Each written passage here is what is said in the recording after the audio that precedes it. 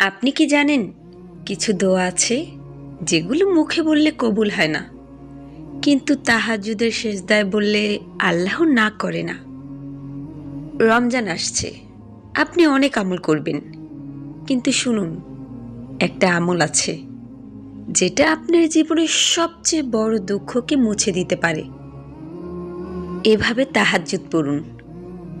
সেহরি করার 25 মিনিট আগে উঠে যান, অতঃপর উত্তম রূপে অজু করুন। ঘরের সবাই ঘুমাবে আর আপনি দাঁড়াবেন। তারপর 2 রাকাত নামাজ, লম্বা সিজদা করবেন আর বলবেন, ইয়া রহমান, আপনি ছাড়া তো আমার কেউ নেই, এই রমজানে আমাকে খালি হাতে ফেরাবেন না। এবং সেজদায় অবস্থানরত অবস্থায় আল্লাহর 2টি নাম, ইয়া হাইয়ু ইয়া